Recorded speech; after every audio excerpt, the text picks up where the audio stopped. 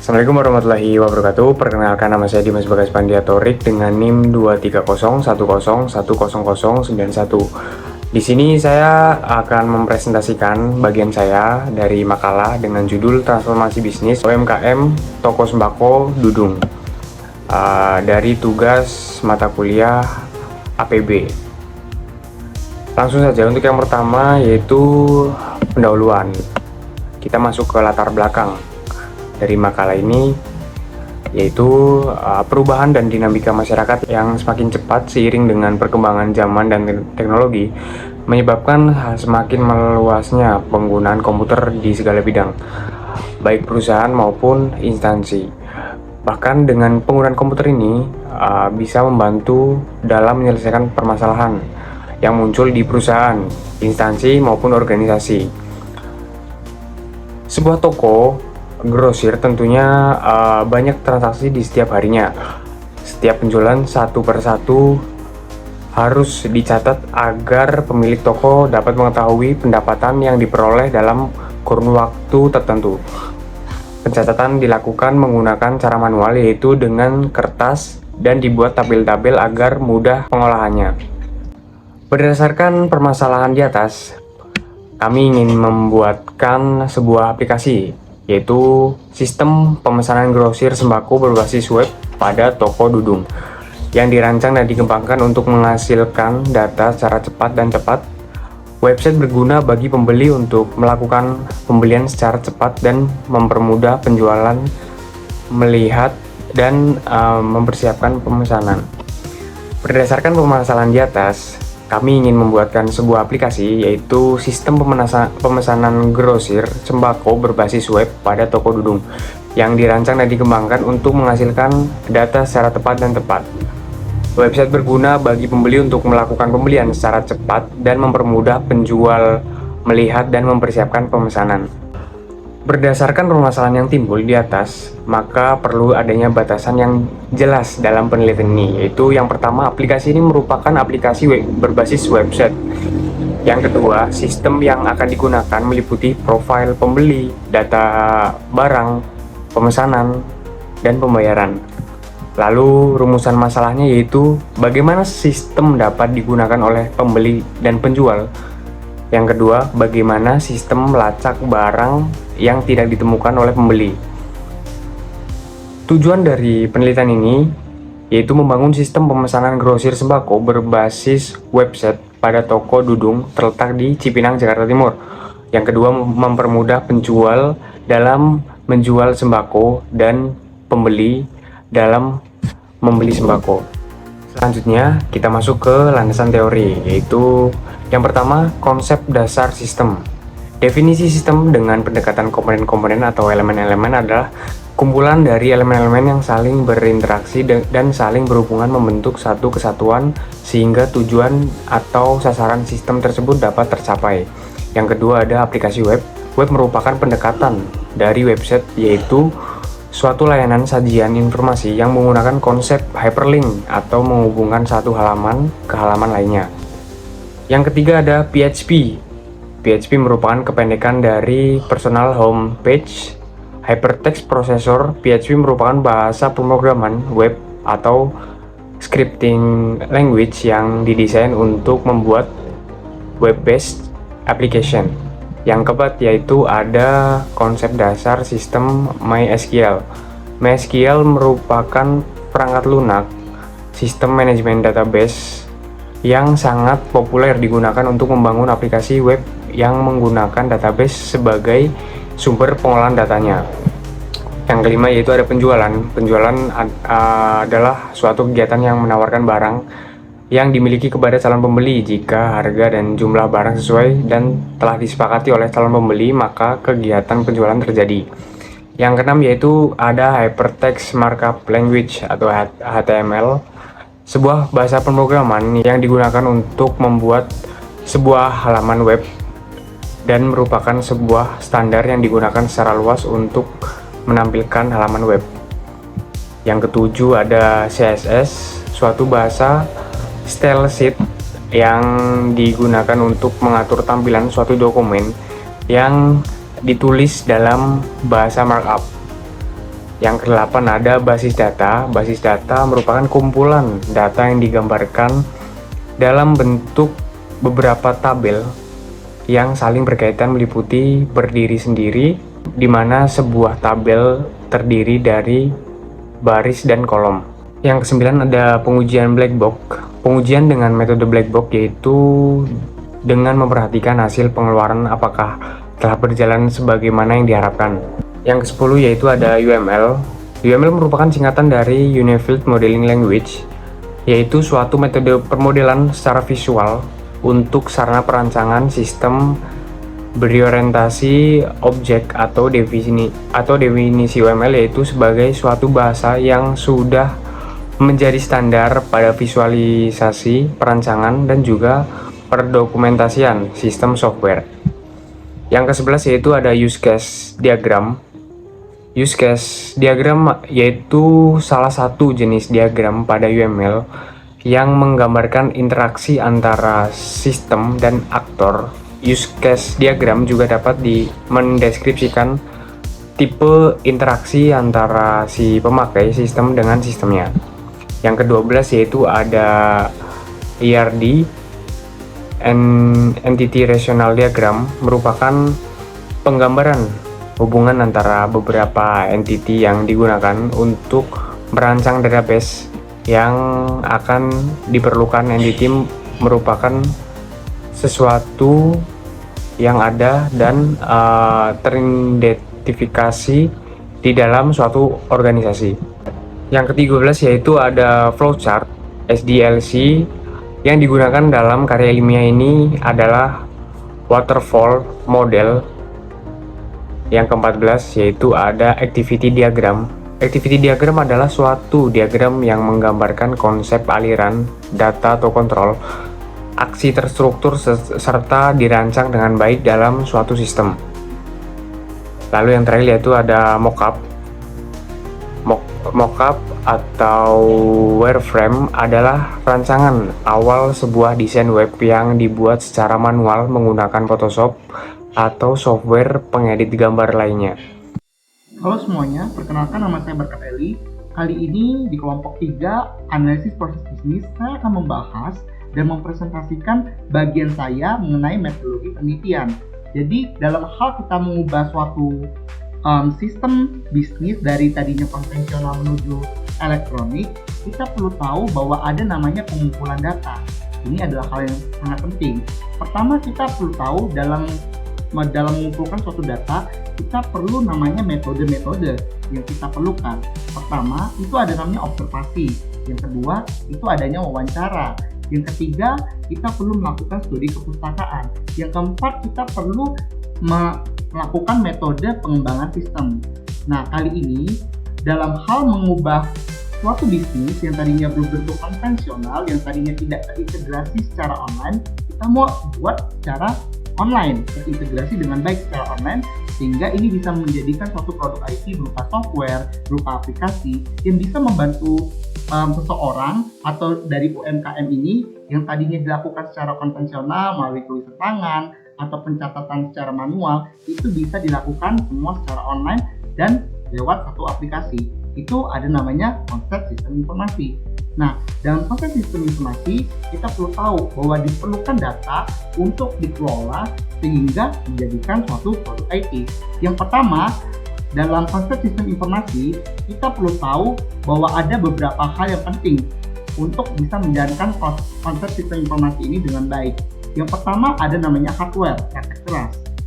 Ini sangat penting karena semua aplikasi bisa berjalan itu hanya kalau misalnya ada hardware yang saling yang mendukung aplikasi itu untuk berjalan. Yang kedua ada namanya software. Ini pasti karena dalam software itu adalah suatu program yang sudah diberi kode-kode yang bisa menjalankan suatu tugas tertentu, sehingga dalam hal ini suatu software bisa mengubah bisnis yang tadinya berupa konvensional, semua dilakukan melalui tulis tangan atau semua dilakukan secara manual, bisa dilakukan secara online dan bisa data tersebut tersimpan di suatu sistem data. Yang ketiga ada namanya database. Jadi ketika suatu perusahaan atau bisnis, misalnya kita memerlukan pencatatan harga, tapi pencatatan harga akan sangat sulit dilakukan kalau itu dilakukan secara manual. Pasti dibutuhkan suatu upaya dan banyak effort atau perlu menggunakan banyak sumber daya manusia. Tapi beda halnya dengan melakukannya secara online. Kita bisa menggunakan database, yaitu database itu artinya suatu sistem basis data di mana semuanya itu tersimpan di suatu storage secara online. Yang keempat, kita perlu namanya telekomunikasi. Nah, telekomunikasi ini sangat penting. Kenapa? Karena dengan adanya komunikasi ini bisa menghubungkan kita antara pengguna dengan komputer atau orang lain. Yang kelima, kita perlu namanya people. People ini apa sih? Dalam suatu konteks bisnis, kita memerlukan orang lain untuk bisa mengendalikan atau bisa menjalankan suatu aplikasi atau suatu basis data sehingga ini bisa menjadikan suatu output yang berguna.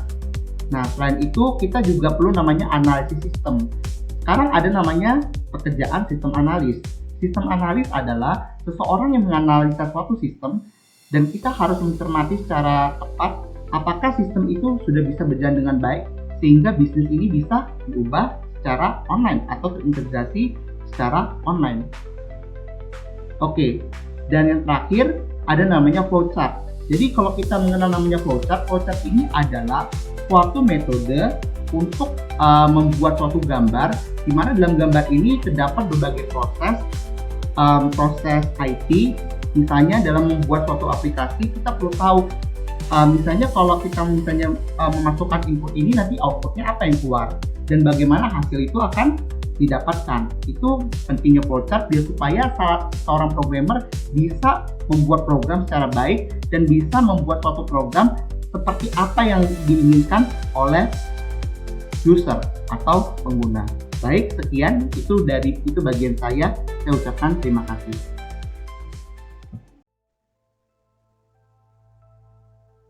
Terima kasih, Mas. Nama saya Derajat Habibi. Saya akan melanjutkan presentasi selanjutnya setelah Mas Berkat Eli. Saya akan menjelaskan tentang gambaran perusahaan dan proses bisnis perusahaan. Secara singkat, toko ini merupakan toko untuk penjualan keperluan sehari-hari seperti makanan, sabun, komestik, dan lain-lain, di mana toko ini didirikan tahun 2010. Struktur organisasi ini merupakan suatu susunan dan hubungan antar bagian, komponen, dan posisi dalam suatu perusahaan menurut Stoner 1992.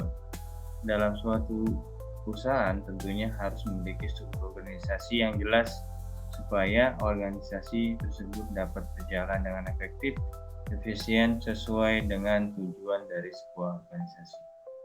Untuk toko dudung ini memiliki kurang lebih 3 struktur, yaitu ada pemilik, ada staf barang, dan ada orang kasir.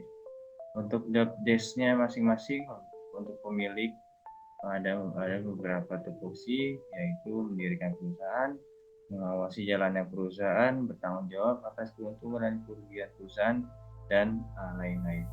Sedangkan untuk staf barang, bertanggung jawab terhadap arus keluar masuk barang di gudang itu.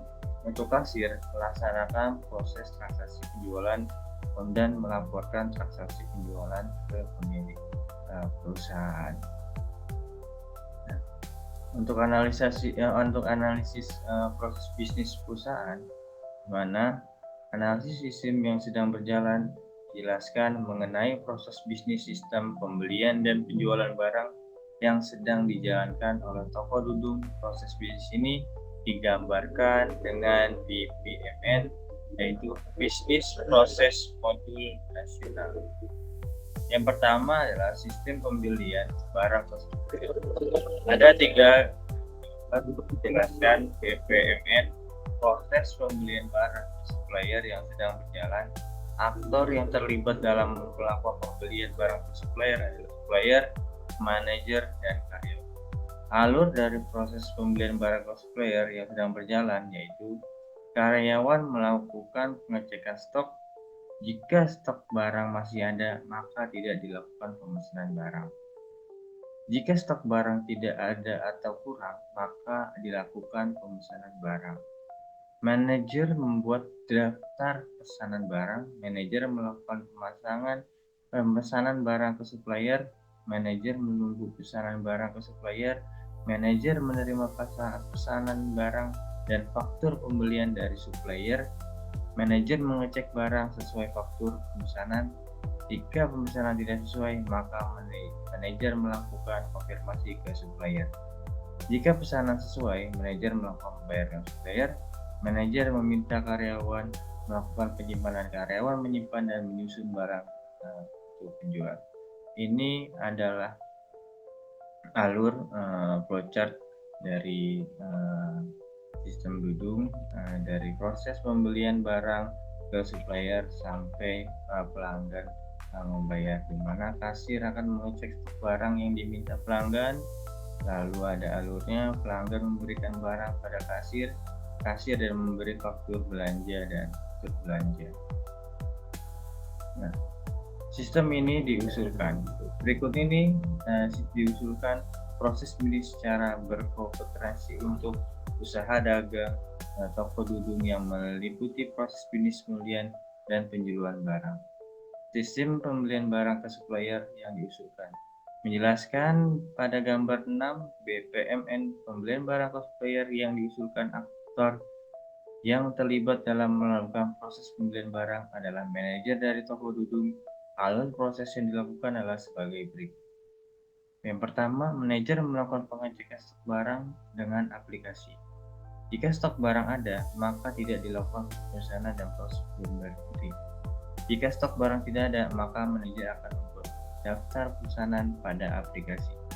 Manajer melakukan pemesanan ke supplier. Manajer menunggu barang pesanan lebih dari kurang 3 hari dari supplier. Manajer menerima barang dan faktur pembelian ke supplier. Manajer mengecek barang sesuai daftar pesanan di aplikasi. Jika barang tidak sesuai dengan pesanan, maka manajer melakukan konfirmasi ke supplier dengan proses pemberhentian. Jika barang sesuai dengan pesanan, manajer memasukkan data pembelian ke aplikasi. Manajer melakukan pembayaran ke supplier. Manajer meminta karyawan melakukan penyimpanan dan penyusunan barang. Karyawan penyimpan dan menyusun barang. Dan ini adalah flowchart untuk pembelian untuk dudung.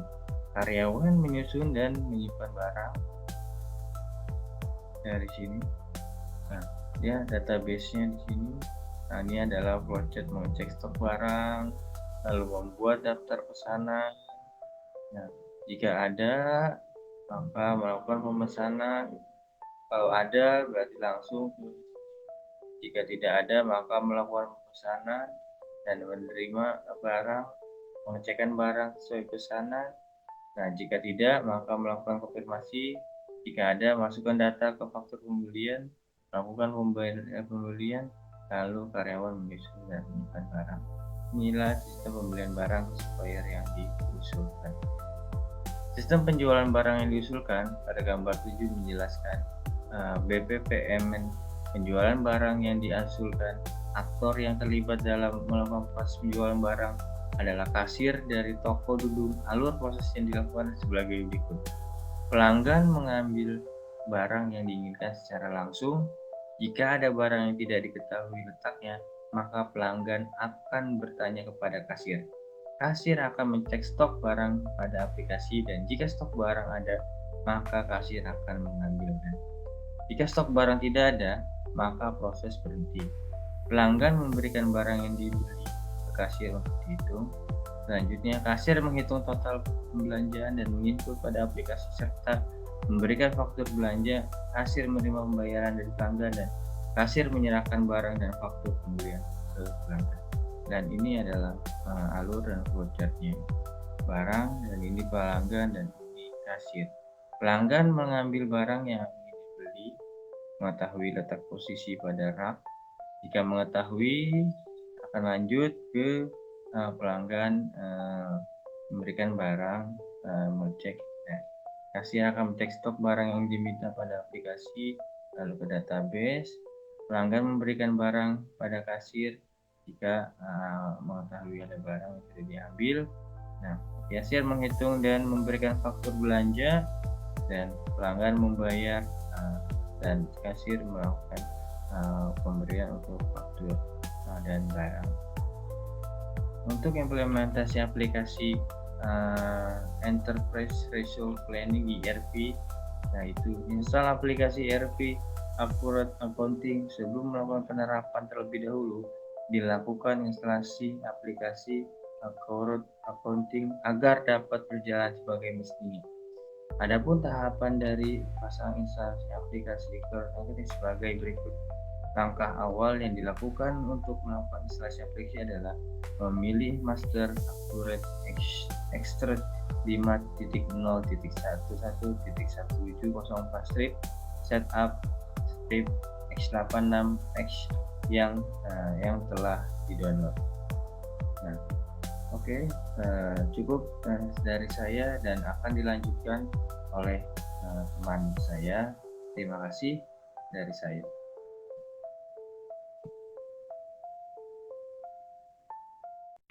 Terima kasih Mas Derajat Habibi.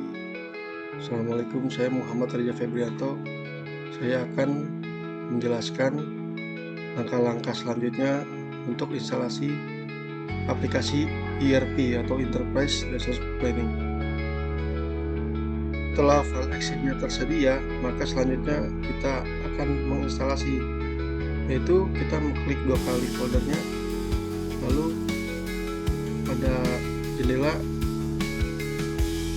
"This will install Accurate Enterprise on your computer", continue, kita memilih yes.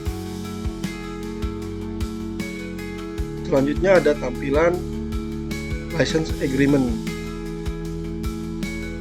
yaitu kita harus memilih I accept agar aplikasi bisa dilanjutkan diproses. Setelah kita mengklik I accept the terms in the end user license agreement, kita mengklik next. Langkah selanjutnya kita akan memilih folder untuk diinstal aplikasi Accurate 5 Enterprise Setup.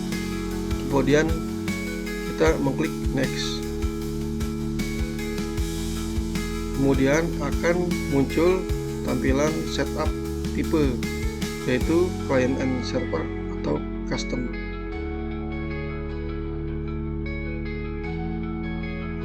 Kita pilih client and server, kemudian kita klik next, lalu akan muncul tampilan start copying file. Kita tunggu sampai proses selesai. Setelah proses selesai, maka muncul tampilan Accurate Installation Complete. Maka kita selanjutnya mengklik tombol finish. Setelah selesai diinstalasi, beginilah tampilan pada aplikasi Accurate 5, di mana ada new, ada open folder, ada existing, ada setup dan lain sebagainya. Untuk awal kita membuat database, kita pilih icon new, kemudian kita pilih checkbox lokal, pilih dan tempat di mana kita mau menyimpan database, lalu kita klik OK. Nah, untuk tahap selanjutnya kita registrasi user dan password atau pengguna dan kata kunci, contohnya supervisor dan 123456789, lalu klik OK. Langkah selanjutnya adalah persiapan singkat, yaitu kita pilih bahasa Indonesia, kemudian lanjutkan, lalu muncul tampilan tipe persiapan yang apa yang Anda inginkan, ada dua, yaitu persiapan standar dan persiapan akhir. Karena direkomendasikan persiapan standar, maka kita pilih persiapan standar, lalu klik lanjut.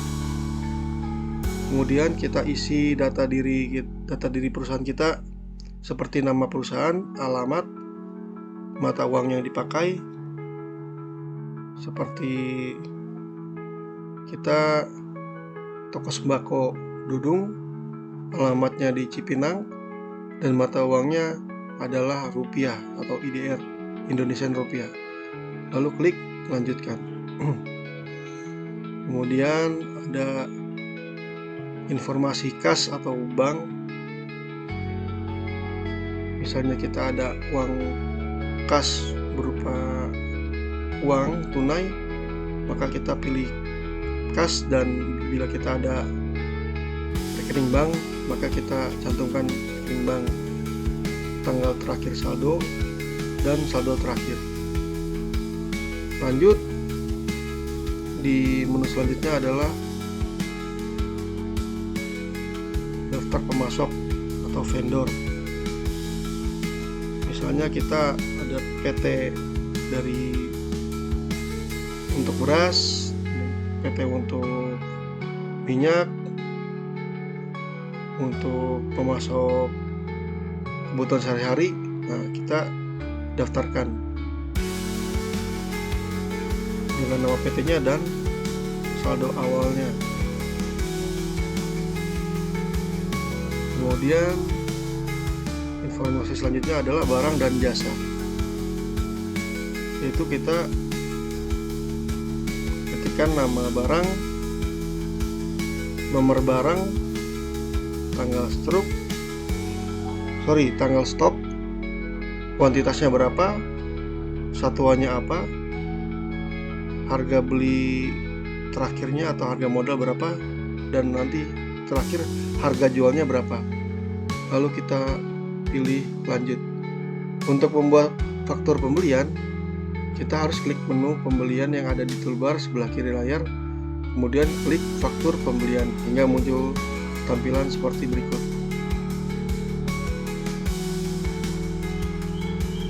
Jika kita ingin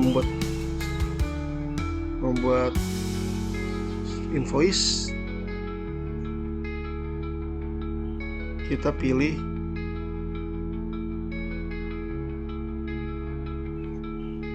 faktur pembelian, lalu akan muncul tampilan seperti berikut dan siap untuk dikirim ke pemasok atau pembeli. Sekian, terima kasih. Selanjutnya akan dibawakan kembali oleh Mas Bagas Torik. Baik, saya Dimas Bagas. Saya akan melanjutkan penjelasan sebelumnya, yaitu kita masuk ke kesimpulan. Dari hasil penelitian dan pengembangan aplikasi sistem pemesanan grosir sembako berbasis web pada toko Dudung, dapat kita simpulkan beberapa hal sebagai berikut. Yang pertama yaitu pentingnya teknologi informasi. Di era globalisasi ini, penggunaan teknologi informasi sangat krusial untuk menghasilkan informasi yang lebih berguna dan bermakna. Lalu yang kedua yaitu ada peralihan dari manual ke digital. Toko Dudung yang sebelumnya mencatat transaksi secara manual, kini beralih ke sistem digital. Yang ketiga yaitu ada keuntungan berbasis web. Penggunaan aplikasi web mempermudah proses pemesanan dan penjualan bagi pembeli dan penjual. Yang keempat yaitu ada metodologi penelitian. Penelitian ini menggunakan metode kualitatif dengan teknik pengumpulan data melalui observasi dan wawancara. Yang kelima yaitu implementasi aplikasi ERP. Penerapan aplikasi Accurate Accounting membantu dalam pengelolaan transaksi keuangan dan stok barang secara lebih efisien. Lalu selanjutnya yaitu ada BPMN dan flowchart. Penggunaan Business Process Model and Necessation atau BPMN dan flowchart dalam menganalisis proses bisnis membantu memvisualisasikan alur kerja dengan lebih baik. Lalu yang ketujuh, ada peningkatan efisiensi dan efektivitas. Dengan sistem pemesanan berbasis web, toko dudung dapat meningkatkan efisiensi operasional dan efektivitas dalam melayani pelanggan. Secara keseluruhan, implementasi sistem pemesanan grosir sembako berbasis web ini memberikan dampak yang positif yang secara signifikan bagi toko dudung dalam menghadapi tantangan era digital dan meningkatkan daya saing usaha mereka. Diharapkan penelitian dan pengembangan ini dapat menjadi contoh bagi UMKM yang lain yang ingin bertransformasi menuju digitalisasi. Mungkin cukup sekian penjelasan dari saya. Kurang lebihnya mohon maaf. Wassalamualaikum warahmatullahi wabarakatuh. Terima kasih.